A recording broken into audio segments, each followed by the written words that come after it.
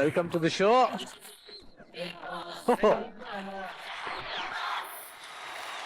ಏನೋ Niranjan, big boss ಮುಗಿದ್ರು big boss ಯಾಕೋ ನಮ್ಮನ್ನೆಲ್ಲ ಬಿಡಂಗ್ ಕಾಣಿಸ್ತಾ ಇಲ್ಲ. ಯಾಕೆಂದ್ರೆ ನಾನ್ ಗೆಲ್ಲಿಲ್ಲ ಅಂತ ಬಿಗ್ ಬಾಸ್ ತುಂಬಾ ಫೀಲ್ ಅಲ್ಲಿ ಇದ್ದಾರೆ. ನೀವು ಗೆಲ್ಲಿಲ್ಲ ಅಂತಲ್ಲ, ಗೆದ್ದಿರೋ ಕ್ಯಾಂಡಿಡೇಟ್ ಅಲ್ಲಿದ್ದಾರೆ ಅಂತ. ಅಷ್ಟು ಮಾತ್ರ ಅಲ್ಲ ಸರ್, ಇವತ್ತೊಂಥರ ಮಜಾ ಭಾರತ್ ಮಿನಿ ಬಿಗ್ ಬಾಸ್ ಆದಂಗಾಗಿದೆ. ಸೀರಿಯಸ್ಲಿ ಇಲ್ಲಿ ನೋಡಿ, ಒಂದ್ ಲೈನ್ 4 ಜನ.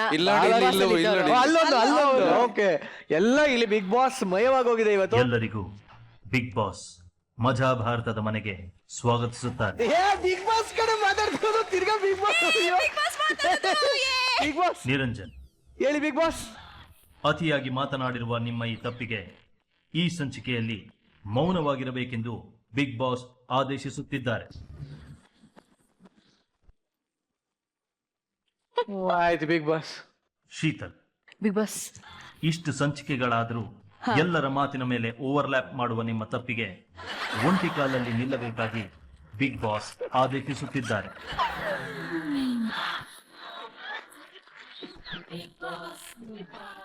ಇವತ್ತಿನ ಮಜಾ ಭಾರತದ ಸಂಚಿಕೆಗೆ ನ್ಯಾಯ ನಿರ್ಣಾಯಕರನ್ನು ಬಿಗ್ ಬಾಸ್ ಸ್ವಾಗತಿಸುತ್ತಾರೆ. ಧನ್ಯವಾದಗಳು. ನಿರಂಜನ್, ನಿಮ್ಮ ಮೌನ ಮಾತಿಗಿಂತ ಹಿಂಸೆಯಾಗಿರುವುದರಿಂದ ಮತ್ತೆ ಮಾತನಾಡಲು ಬಿಗ್ ಬಾಸ್ ಅನುಮತಿಯನ್ನು ನೀಡುತ್ತಿದ್ದಾರೆ. Thank you big boss. Thank you. Big Boss, but big boss, ನನಗೆ ಒಂದು ಮನವಿ ಇದೆ. ನನಗೆ ರವೆ ಉಂಡೆ ಬೇಕು ಬಿಗ್ ಬಾಸ್. ಲಕ್ಸುರಿ ಬಜೆಟ್ ಅಲ್ಲಿದ್ದ ರವೆ ಉಂಡೆಯನ್ನ ಮಜಾ ಭಾರತದ ವೇದಿಕೆಗೆ ಕಳಿಸಲು ಬಿಗ್ ಬಾಸ್ ಅನುಮತಿಯನ್ನು ನೀಡುತ್ತಿದ್ದಾರೆ. Thank you big boss. Thank you. ಎಲ್ಲಿ ಬರಲಿಲ್ಲ ರವೆ. ಅಯ್ಯೋ ಇಷ್ಟು.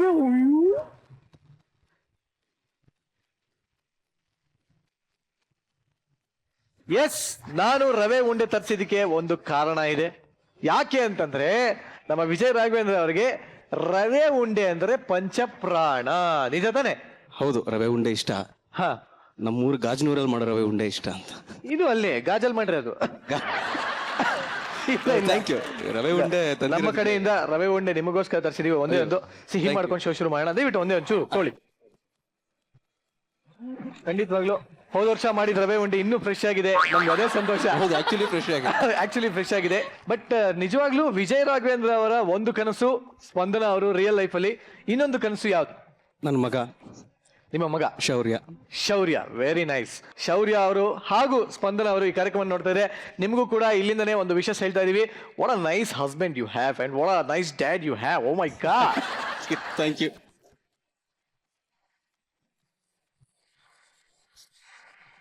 ಹಾ, ನಿರಂಜನ್, ಹಾ, ಬಿಗ್ ಬಾಸ್ ನ ಎಲ್ಲಾ ಕಂಟೆಸ್ಟೆಂಟ್ಸ್ ಜೊತೆಗೆ ಇವತ್ತು ಬಿಗ್ ಎಂಟರ್ಟೈನ್ಮೆಂಟ್ ತಗೊಳ್ಳೋದಕ್ಕೆ ವೇದಿಕೆ ಸಜ್ಜಾಗಿದೆ. ತಡ ಮಾಡೋದ್ ಬೇಡ, ಶೋ ಸ್ಟಾರ್ಟ್ ಮಾಡ್ಬಿಡೋಣ.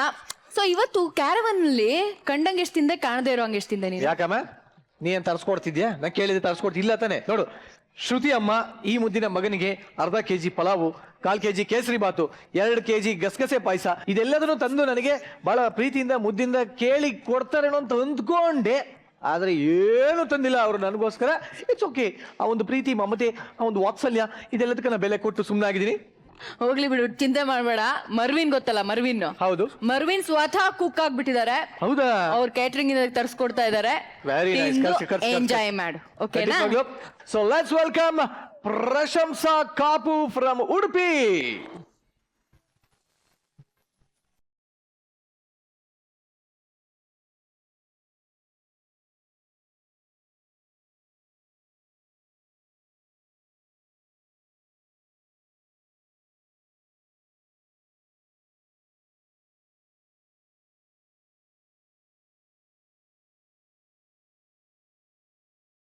ಬಹಳ ವರ್ಷದ ನಂತರ ನನ್ನೊಂದು ಕ್ಯಾಟ್ರಿಂಗ್ ಸಕ್ಸಸ್ ಮಾಡಿಕೊಟ್ಟಿದ್ಯಾ. ಬಾಂಬೆಯ ದನಿ 8 ಲೇಡೀಸ್ ಬಾರ್ ಇದೆ. ಇವತ್ತು ಸೆಟಲ್ಮೆಂಟ್ಗೆ ಬರ್ತಾ ಇದ್ದಾರೆ. ಅವ್ರದ್ದು ಮಾತ್ರ ಫಂಕ್ಷನ್ ಅಲ್ಲ, ಇನ್ನು ಮುಂದಕ್ಕೂ ಅವ್ರ ಮನೆಯದು ಎಲ್ಲ ಫಂಕ್ಷನ್ ನಮಗೆ ಬರುವಾಗೆ ಮಾಡಪ್ಪ. ಸ್ವಾಮಿ ದೇವರೇ, ಎಲ್ಲ ನಿನ್ನ ಮೇಲೆ ಭಾರ ಇದಾಗ್ತೇನೆ.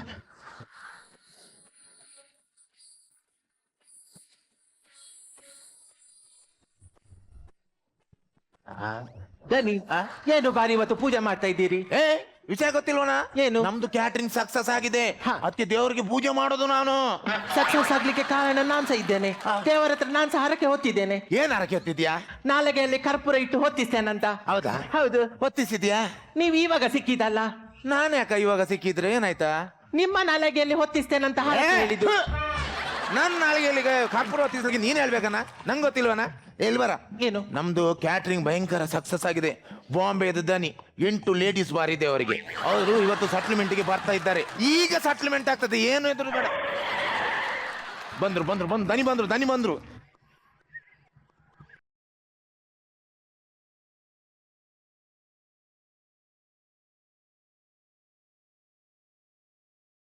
ಆ ಮೀರಾ ರೋಡಿಂದ 4 ಜನ ಕುಣಿಯೋರನ್ನು ಅಲ್ಲಿ ಸಾಯಿನಿಗೆ ಕಳಿಸಿ. ಹೌದೌದೌದು, ಸಾಯಿನಿಂದ 4 ಜನ ಕುಣಿಯೋರನ್ನು ಸೆಂಟ್ರಲಿಗೆ ಕಳಿಸಿ. ಹೌದು ಅದು ನಾನು ಬೆಳಿಗ್ಗೆ ಬರ್ತೇನೆ ನಾನು. ಓಕೆ. ದನಿ, ನಿಮ್ಮ ಹತ್ರ ಕೋಲಾಟದ ಟೀಮ್ ಇತ್ತಾ? ಯಾಕೆ ನಾನಿಲ್ಲಿ ಕೇಳಿದ್ರಿ? ಕೋಲಾಟದ ಟೀಮ್ ಕುಣಿಯೋ ಟೀಮ್ ಅಲ್ಲ ನಮ್ದು. ನಮ್ದು ಬಾಂಬೆಯಲ್ಲಿ 8 ಲೇಡೀಸ್ ಬಾರ್ ಇದೆ.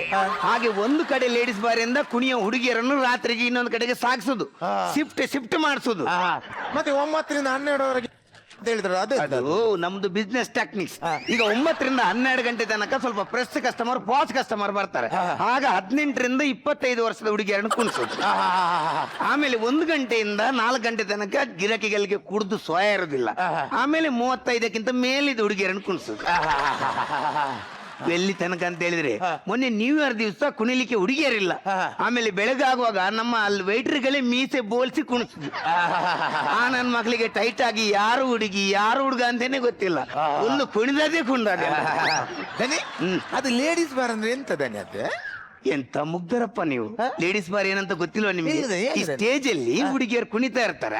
ಆಮೇಲೆ ಡ್ರಿಂಕ್ಸ್ ಮಾಡ್ತಾ ಇದ್ದವ್ರಿಗೆ ಯಾರಿಗಾದ್ರು ಇಲ್ಲ ಖುಷಿ ಆದ್ರೆ ಡ್ಯಾನ್ಸ್ ಅಲ್ಲ, ಅಲ್ಲಿಂದ ನೋಟ್ ಎಲ್ಲ ಬಿಸಾಕ್ತಾರೆ. ಎಂತ ವೇಸ್ಟ್ ಮಾಡುದಲ್ಲ ನಿಮ್ಮಂತ ಡೀಸೆಂಟ್ ಹುಡುಗರಿಗೆ ಅಲ್ಲಪ್ಪ ಅದು. ಆಯ್ತಾಯ್ತು ಇಲ್ಲಿ ಬನ್ನಿ. ಇಲ್ಲಿ ಪ್ರಸನ್ನ ಅಂತ ಯಾರು ಕ್ಯಾಟ್ರಿಂಗ್ ಇದು ನಾನೇ. ಹೌದಾ? ಈಗ ನಿನ್ನೆ ಆ ಫಂಕ್ಷನ್ ಆ ತರ ಆಗ್ಲಿಕ್ಕೆ ಕಾರಣ ಯಾರು? ದನಿ, ಅದು ನಾನಲ್ಲ. ಹೌದಾ? ಹಾಗಾದ್ರೆ ನೀವು ಇವ ನಮ್ಮ ಕುಕ್ಕು ಕ್ಯಾಟ್ರಿಂಗ್ ಇದ್ದು, ನಾನು ದನಿ. ಆದ್ರೆ ಅಣ್ಣ ತಮ್ಮಂದಿರಾಗೆ ಬಹಳ ಕ್ಲೋಸ್. ಹೌದಾ? ಯಾಕಂದ್ರೆ ನಮ್ಮ ಆಜುಬಾಜಿನ ಮನೆ ಹತ್ರದವರೆಲ್ಲ ಹೇಳಿದ್ರು, ಆ ಹುಡುಗರನ್ನ ಈ ತರ ಬಿಡ್ಬೇಡಿ, ಏನಾದ್ರು ಕೊಡಿ ಅವರಿಗೆ ಅಂತ. ಹಾಗಾಗಿ ನಿಮ್ಗೊಂದು ಕೊಟ್ಟು ಹೋಗುವ ಅಂತ ಬಂದ. ಈಗ ಕೊಡುದಾದ್ರೆ ಯಾರಿಗೆ ಕೊಡ್ಬೇಕು? ನನ್ಗೆ ಕೊಡ್ಬೇಕು. ಹೌದಾ? ಮುಂದೆ ಬನ್ನಿ. ನನ್ಗೆ ಕೊಡಿ. ಒಂದ್ ಮಿನಿಟ್, ಈಗ ಕೊಡುದಾದ್ರೆ ಯಾರಿಗೆ ಕೊಡ್ಬೇಕು ಸೆಟಲ್ಮೆಂಟ್? ದನಿ, ನೀವು ನನ್ಗೆ ಕೊಡಿ. ಆಯ್ತಾನಿ. ನಿಮ್ಗೆ ಎಲ್ಲಾದ್ರೂ ಉಳಿದ್ರೆ ಮನಸ್ಸಾದ್ರೆ ನನ್ ಕೊಡಿದನಿ, ಮಿಕ್ಕಿದ್ದ ಅವನಿಗೆ. ಕೈ ಕೊಡು. ತಗೊಳ್ಳಿ. ಫಂಕ್ಷನ್ ಲಗಾಡಿ ತೆಗ್ದಿರಲ್ಲ ನಿನ್ನೆ ಬಂದು. 1,500 ಜನದ್ದು ಫಂಕ್ಷನ್ ಕೊಟ್ಟಿದ್ದೇನೆ. ಮಧ್ಯಾಹ್ನ 3 ಗಂಟೆಗೆ ಇಬ್ರು ಬಂದು ಮಸಾಲ ರುಬ್ಲಿಕ್ಕೆ ಶುರು ಮಾಡಿದ್ರಲ್ಲ. ಸಂಜೆ 7 ಗಂಟೆ ತನಕ ಯಾರಾದ್ರೂ ನಿಮ್ದು ಮಸಾಲ ರುಬ್ಬಿ ಆಗಿದೆನಾ? ಬಂದವರೆಲ್ಲ ಛೀ ಥೂ ಅಂತ ಉಗ್ದು ಹೋಗಿದಾರಲ್ಲ. ನೀವು ಮನುಷ್ಯ ನೀನು. ನೀನು ಅವನು ಕ್ಲೋಸ್ ಅಲ್ಲ? ಇಲ್ಲ ತಾನೆ, ಅವನ್ ಬೇರೆ ನಾನ್ ಬೇರೆನೆ. ನನ್ಗ ಅವನ್ಗೆ ಏನು ಸಂಬಂಧ ಇಲ್ಲ. ಅವ ಖಾಲಿ ಅಡಿಗೆ ಭಟ್ಟ ಮಾತ್ರ. ನಂಗೆ ಅವನಿಗೆ ಸಂಬಂಧನೇ ಇಲ್ಲ. ಏನೋ ಫಂಕ್ಷನ್? ನಾನ್ ನಿಮ್ಗೆ ಏನ್ ಹೇಳಿದ್ದೇನೆ? ನಮ್ದು ಲೇಡೀಸ್ ಬರೋದು, ನಮ್ದು ಫ್ರೆಂಡ್ಸ್ ಎಲ್ಲ ಬರ್ತಾರೆ. ನಿಮ್ಗೆ 1 ಟೈಸನ್ ಹುಂಜ ಕೋಳಿ, 5 ಕಿಲೋದು 1 ಟೈಸನ್ ಹುಂಜ ಕೋಳಿ ಚಿಲ್ಲಿ ಮಾಡ್ಲಿಕ್ಕೆ ಹೇಳಿದೇನಾ? ನೀವೇನ್ ಮಾಡಿದಿರಾ? ನಿಮ್ದು ಮಾಂಸದ ಪ್ಯಾಕೆಟ್ ಅನ್ನು ನಾನು ಓಪನ್ ಮಾಡಿ ನೋಡ್ತೇನೆ. ಏನ್ ನೋಡೋದ? ನಾನು ಹೇಳಿದ್ದು 5 ಕಿಲೋದು 1 ಟೈಸನ್ ಹುಂಜ ಕೋಳಿ. ಅದರಲ್ಲಿ 10 ತಲೆ, 20 ರೆಕ್ಕೆ. ಅಲ್ಲ, ಅದು ಕೋಳಿಯ ಅಥವಾ ರಾವಣವಾದ? ಮತ್ತೆ ನಾನು ಅದರಲ್ಲಿ ಓಪನ್ ಮಾಡಿ ನೋಡ್ತೇನೆ. ನಾನು ಹೇಳಿದ್ದು 5 ಕಿಲೋದು 1 ಟೈಸನ್ ಹುಂಜ ಕೋಳಿ, ಅದರಲ್ಲಿ 8 ಲಿವರ್. 1 ಕೋಳಿಗೆ 8 ಲಿವರ್ ಎಲ್ಲಿ? ಕೋಳಿಯನ್ನು 6 ಪಾಕೆಟ್ ಜೀನ್ಸ್ ಆಗಿ ಇಟ್ಕೊಂಡು ಹೋಗ್ತಾರೆ. ನನ್ನ ಮರ್ಯಾದೆ ತೆಗಿತಾರೆ. ನಾನ್ ನಿಮ್ಗೆ ಕರೆಕ್ಟ್ ಪೀಸ್ ತಗೊಂಡ್ ಬರ್ಲಿ ಅಂತ ಹೇಳಿದ್ರೆ ನೀವೆಲ್ಲ ರೋಡ್ ಸಳ್ಳೆಯಲ್ಲಿ 35 ರೂಪಾಯಿಗೆ ವೇಸ್ಟ್ ಪೀಸ್ ನಾಯಿಗೆ ಹಾಕೋದಿರ್ತೀರಲ್ಲ, ಅಂತ ಮಾಂಸ ಎಲ್ಲ ತಗೊಂಡ್ ಬಂದಿರ. ಅವನು ಬಿಡಿದಾನಿ, ಅವನಿಗೆ ಅನುಭವ ಎಲ್ಲ ಬಿಡಿ. ನಿಮ್ಗೆ ಬಡಿಸುವುದ್ರಲ್ಲಿ ಏನಾದ್ರೂ ಹೆಚ್ಚು ಕಡಿಮೆ ಆದ್ರೆ ಹೇಳಿ. ಎಲ್ಲಿ ಹೆಚ್ಚಾಗಿದೆ? ಎಲ್ಲ ಕಡಿಮೆನೇ ಆದದಲ್ಲ. ಏನಾಗಿದೆ? ಅಲ್ಲ, ನಿಮ್ಗೆ ಅಲ್ಲಿ ಅನ್ನ ಮಿನಿ ಕಮ್ಮಿ ಆಗಿದ್ರೆ ನನ್ನ ಹತ್ರ ಹೇಳ್ಬೋದಿತ್ತು ಮರ್ಯಾದೆಯಲ್ಲಿ. ಅಲ್ಲಿ 2ನೇ ಪಂಕ್ತಿಯಲ್ಲಿ 2ನೇ ಸಾಲಲ್ಲಿ ಒಬ್ರು ವೈಟ್ ಅಂಡ್ ವೈಟ್ ಹಾಕಿ ಕುತ್ಕೊಂಡಿದ್ರು. ಅವ್ರು ನಿಮ್ಮ ಹತ್ರ ಏನ್ ಮಾಡಿದ್ರು? 2ನೇ ಸಲಕ್ಕೆ ಅನ್ನ ಬೇಕಂತ ಕೇಳಿದ್ರು. ನೀವೇನ್ ಮಾಡಿದ್ರಿ? ನಿಮ್ಮ ಒಬ್ಬ ಹುಡುಗ ನೋಡ ಅಲ್ಲಿ ವೈಟ್ ಅಂಡ್ ವೈಟ್ ಹಾಕಿ ಕುತ್ಕೊಂಡವರಿಗೆ 2ನೇ ಸಲಕ್ಕೆ ಅನ್ನ ಬೇಕಂತೆ ಅಂತ ಆ ಹುಡುಗ ಬೊಬ್ಬೆ ಹಾಕುದು. ಏನ್ ಹೇಳ್ತೀಯಾ? ಅವ್ರಿಗೊಮ್ಮೆ ಹಾಕಿದಲ್ಲ ನಾವು, ಈ ಹುಡುಗ ಬೊಬ್ಬೆ ಹಾಕುದು. ಹೌದಾ? ಹಾಗ ಹಾಕಿದೆಲ್ಲ ತಿಂದಿದ್ದಾರೆ, ಇನ್ನೊಮ್ಮೆ ಬೇಕಂತೆ ಅಂತ. ಅವ ಅಲ್ಲಿಂದ ಬೊಬ್ಬೆ ಹಾಕಿ, ನಿಮ್ಮ ವಾಕಿ ಟಾಕಿ ಬೇರೆ, ಅಲ್ಲಿಂದ ವಾಕಿ ಟಾಕಿಯಲ್ಲಿ ಬೊಬ್ಬೆ ಹಾಕಿದ್ದು. 2ನೇ ಸಲ ಅನ್ನ ಕೇಳಿದ್ದು ಒಂದು ಮರ್ಡರ್ ಮಾಡಿದಾಗೆ ಆಗ್ತಾ ಇಲ್ಲಪ್ಪ. ಅಲ್ಲಿ ಇದ್ದವ್ರು ಬಂದವರೆಲ್ಲ ಆಚರಣೆಯನ್ನೇ ನೋಡಿ ಸಾಯ್ತಾರಲ್ಲ. ದನಿ, ಆ ಜನ ನಿಮ್ಮ ಹತ್ರ ಏನಾದ್ರು ಹೇಳಿತಾ? ಆ ಜನ ನಿಮ್ಮ ಹತ್ರ ಏನಾದ್ರು ಹೇಳಿತಾ? ಆ ಜನ ನನ್ನ ಹತ್ರ ಹೇಗೆ ಹೇಳುದು? ಆ ವೈಟ್ ಅಂಡ್ ವೈಟ್ ಆಗಿ 2ನೇ ಸಲ ಅನ್ನ ಕೇಳಿದ್ ನಾನೇ ಅಲ್ಲ ಮಾರ್ರೆ. ನಾನು 1,500 ಜನದ್ದು ಫಂಕ್ಷನ್ ಮಾಡಿ 1,50,000 ಲಕ್ಷ ಬಿಲ್ಲು ಕೊಡುವ ನಾನು ಒಟ್ಟಿಗೆ ಒಂದು 2ನೇ ಸಲ ಅನ್ನ ಕೊಡಿ ಅಂತ ಕೇಳಿದಕ್ಕೆ ಒಂದು ಮರ್ಡರ್ ಮಾಡಿದಾಗೆ ಬೊಬ್ಬೆ ಹಾಕಿ ಸತ್ತಿದ್ರಲ್ಲ. ನಾಚಿಗೆಯಲ್ಲಿ ನಾನು ಟವೆಲ್ ತಲೆಗೆ ಹಾಕಿ ಸೀದಾ ಓಡಿ ಹೋದದಲ್ಲ. 20 ರೂಪಾಯಿದು ಗಂಜಿ ಊಟ ಮಾಡಿ ಮನೆಗೆ ಹೋದದ್ದು ನಾನು. ದನಿ, ನೀವು ಮನೆಯವರಾಗಿ ಮಾತಾಡುದಾ? ಅಲ್ಲಿ ನೀರ್ ದೋಸೆ ಶಾರ್ಟೇಜ್ ಇತ್ತು, ಅದು ನಾನು ಮ್ಯಾನೇಜ್ ಮಾಡಿದ್ದೇನೆ. ಅದು ನಿಮ್ಗೆ ಗೊತ್ತಿತ್ತು? ಅದು ಏನೋ ಮಾತಾಡ್ತೀಯ? ನೀರ್ ದೋಸೆ ಶಾರ್ಟೇಜ್ ಅದಂತ ನಾನು ಇವನ ಹತ್ರನೇ ಬಂದು ಹೇಳಿದೆ. ಇವನ್ ಹೇಳ್ದೆ ನಾನೀಗ ನೀರ್ ದೋಸೆ ಮಾಡಿ ತರ್ತೇನೆ ಅಂತ. ಬಕೆಟಲ್ಲಿ ಒಂದು ಸ್ವಲ್ಪ ನೀರ್ ಹಿಡ್ಕೊಂಡು ತೋಟದ ಕಡೆ ಓಡ್ದ. ನಾನು ಅಲ್ಲಿ ಹೋಗಿ ಹೇಗೆ ನೀರ್ ದೋಸೆ ಮಾಡ್ತೇನೆ ಅಂತ ಹಿಂದೆ ಹೋದ್ರೆ ಇವನೊಂದು ತೆಂಗಿನಕಾಯಿ ಕಟ್ಟೆಯಲ್ಲಿ ಕುತ್ಕೊಂಡು ಆ ಬಾಲ್ದಿಯಲ್ಲಿದ್ದ ನೀರಿಗೆ ಟಿಶ್ಯೂ ಪೇಪರ್ ಮುಳುಗಿಸಿ ಎಲ್ಲ ಅಟ್ಟಿ ಇಡ್ತಾ ಇದ್ದಾನೆ.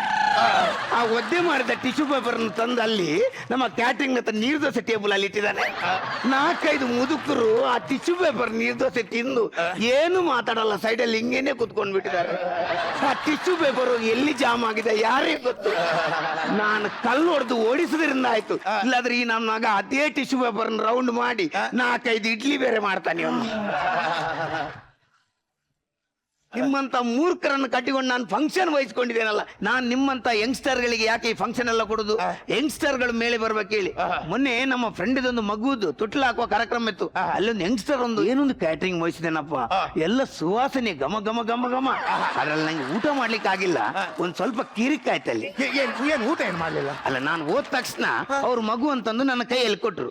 ನಾನು ಹೇಳಿದೆ ಗಂಡು ಮಗು ಬಾರಿ ಚೆನ್ನಾಗಿದೆ ಅಂತ. ಅದಕ್ಕೆ ಅವ್ರು ಹೇಳಿದ್ರು ಅಣ್ಣ ಗಂಡು ಮಗು ಅಲ್ಲ ಹೆಣ್ಣು ಮಗು ಅಂತ. ನಾನು ಹೇಳಿದೆ ನನ್ಗೆ ಅಷ್ಟು ನಾಲೆಜ್ ಇದೆ, ಮಗು ಗಂಡು ಅಂತ. ಅವ್ರು ಹೇಳಿದ ಹೆಣ್ಣು ಮಗರಿ ಅಂತ. ಒಂದು ಕಾಪಾಡಕ್ ಕೊಟ್ಟೆ, ನನ್ನ ಹತ್ರ ಆಟ ಆಡ್ಬೇಡಿ ಮಗು ಗಂಡು ಅಂತ. ಅದಕ್ಕೆ ಆ ಜನ ಹೇಳ್ತು ಅಣ್ಣ ಮಗು ಹೆಣ್ಣು, ನೀವು ಕೈಯಲ್ಲಿ ಹಿಡ್ದದ್ದು ನನ್ನ ಕೈದು ಕಿರು ಬೆರಳು ಅಂತ. ನನಗದು ನಾಚಿಕೆಯಲ್ಲಿ ಏನಿಲ್ಲ, ಅಲ್ಲಿಂದ ಸೀದಾ ಓಡಿಯೇ ಬಂದ. ಆಯ್ತು ದನಿ, ಈಗ ಫಂಕ್ಷನ್ ಆಚೆ ಈಚೆ ಆಯ್ತು, ಬೇಸರ ಮಾಡ್ಬೇಡಿ ದನಿ. ಮುಂದೆ ಯಾವ್ದಾದ್ರು ಫಂಕ್ಷನ್ ಇದ್ರೆ ಹೇಳಿ ದನಿ, ನಾವು ಸಕ್ಸಸ್ ಮಾಡಿ ಕೊಡ್ತೇವೆ ದನಿ. ಆಯ್ತು, ನೀವು ಇಷ್ಟೊಂದು ಭರವಸೆ ಕೊಡೋದಾದ್ರೆ ನನ್ಗೆ ನೆಕ್ಸ್ಟ್ ಮಂತ್ ಮೋಸ್ಟ್ಲಿ ನಂದೊಂದು ಮದುವೆ ಇದೆ, ಆ ಫಂಕ್ಷನ್ ನಿಮ್ಗೇನೆ ಕೊಡ್ತೇನೆ. ದನಿ, ನಿಮ್ಗೆ ಇನ್ನೂ ಮದುವೆ ಆಗ್ಲಿಲ್ವಾ? ಇಷ್ಟು ಲೇಟ್ ಆಗ್ಲಿಕ್ಕೂ ಕಾರಣ ಉಂಟು. ನನ್ನೊಂದು ದೊಡ್ಡ ಲವ್ ಸ್ಟೋರಿ ಇತ್ತು. ನಾನು ಅವಳು ಜೋಡಿ ಅಕ್ಕಿಯಾಗಿ ಆಕಾಶದಲ್ಲಿ ಹಾರಿ ಹಾರಿ ಹಾರಿ ಇನ್ನೊಂದು ಕಡೆ ಸೆಟ್ಲ್ ಆಗ್ಬೇಕು ಅಂತ ನೆಲ ಕಿಳಿದಾಗ ನಮ್ಮ ಮದುವೆಯ ಮುಂಚೆ ನಮ್ಗೆ 2 ಪ್ರಾಬ್ಲಮ್ ಎದುರಾಯ್ತು. ಒಂದು ದೊಡ್ಡ ಪ್ರಾಬ್ಲಮ್, ಒಂದು ಸಣ್ಣ ಪ್ರಾಬ್ಲಮ್. ದನಿ, ದೊಡ್ಡ ಪ್ರಾಬ್ಲಮ್ ಎಂತದು? ಆ ಮದುವೆಗೆ ಅವಳ ಗಂಡ ಒಪ್ಪಿಲ್ಲ. ಮತ್ತೆ ಸಣ್ಣ ಪ್ರಾಬ್ಲಮ್, ಅವಳ ಸಣ್ಣ ಮಗು ಕೂಡ ಒಪ್ಪಿಲ್ಲ. ನೋಡ ಆಯ್ತು ದನಿ, ಬೇಸರ ಮಾಡಬೇಡಿ. ನೋಡು, ದನಿಯ ಮದುವೆ ಸಕ್ಸಸ್ ಆಗ್ಬೇಕು. ಈವರೆ ಯಾರು ಮಾಡಿರ್ಲಿಕ್ಕಿಲ್ಲ, ಇನ್ನು ಮಾಡ್ಲಿಕ್ಕೆ ಬಾರ್ದು ಅಂತ ಒಂದು ಐಡಿಯಾ ಬೇಕು. ಕೊಡಿ ಐಡಿಯಾ ಕೊಡಿ. ಒಂದು ಐಡಿಯಾ ಮೆನು ಒಳ್ಳೆ ನಾನು ಹೇಳ್ತೇನೆ. ನಾನು ಹೇಳ್ತೇನೆ. ಊಟದ ಆರ್ಡರ್ ತಗೊಳ್ಳುವಾಗ ಎಂತದೇ ಹೇಳ್ತೇನೆ. ಎಂತ ಚೈನಾ ಐಟಮ್ಗಳನ್ನು ತಂದಿಟ್ಟಿದ್ದು ಮಾರಿಲ್ಲಿ. ಕರೆಕ್ಟ್ ಹೇಳು. ನಾನು ಹೇಳ್ತೇನೆ. ಕೆಲವರಿಗೆ ಚಿಕನ್ ಚಿಲ್ಲಿ ಮಟನ್ ಚಿಲ್ಲಿ ಇಷ್ಟ ಆಗುದಿಲ್ಲ. ನಿಮ್ಮ ಮದುವೆಯಲ್ಲಿ ಒಂದು ಸ್ಪೆಷಲ್ ಮಾಡುವ. ಏನದು? ಎಂತ ಗೊತ್ತುಂಟಾ? ಬಂದ ಗೆಸ್ಟ್ ನವರಿಗೆ 1/4 ಕಿಲೋ ಹಸಿ ಚಿಕನ್, 1/4 ಕಿಲೋ ಹಸಿ ಮಟನ್ ಒಂದು ಡಬ್ಬಿಯಲ್ಲಿ ಹಾಕುದು, ಮತ್ತೆ ಅವರಿಗೆ ಕೊಡುದು. ಮನೆಗೆ ಕೊಂಡಿಗೆ ಇದರಲ್ಲಿ ಏನ್ ಮಾಡ್ಲಿಕ್ಕೆ ಉಂಟದು ಮಾಡಿ ಹೇಳುದು. Correct idea. ಬರೀ ಅದರೊಟ್ಟಿಗೆ ಇನ್ನೂ ಕೆಲವು ಐಟಮ್ ಬೇಕು. ಹಸಿ ಮಟನ್ ಹೇಗೂ ಅವು ಒಂದು ಪ್ಯಾಕೆಟ್ ಅಲ್ಲಿ ಹಸಿ ಚಿಕನ್ ಮಟನ್ ಎಲ್ಲ ಕೊಡ್ತಾನಲ್ಲ, ಸ್ವಲ್ಪ ಸೊಪ್ಪು, ಒಂದು ಸರಳಿದ ರಾಡ್, 2 ಸರಳಿ ರಾಡ್, ಸ್ವಲ್ಪ ಮಸಿ ಇದನ್ನೆಲ್ಲ ಅವರ ಕೈ ಕೊಟ್ಟು ಬಿಡುವ. ಇದು ಮದುವೆಗೆ ಬಂದ ಜನರು ಕಾಡಿಗೆ ಹೋಗಿ ಬಟ್ಟೆ ಎಲ್ಲ ಕಳಿಸಿ ಆ ಸೊಪ್ಪನ್ನೆಲ್ಲ ಕಟ್ಟಿ ಕೆಳಗೆ ಮಸಿಗೆ ಬೆಂಕಿ ಹಾಕಿ ಆ ಹಸಿ ಚಿಕನ್ ಮಟನ್ ಅನ್ನು ಸರಳಲ್ಲಿ ಸುರಿದು ಹಿಂಗೆ ಮೇಲೆ ಇಟ್ಟು ಬೆಂಕಿ ಹಾಕಿ ಸುತ್ತ ಕುಣಿಲಿಗೆ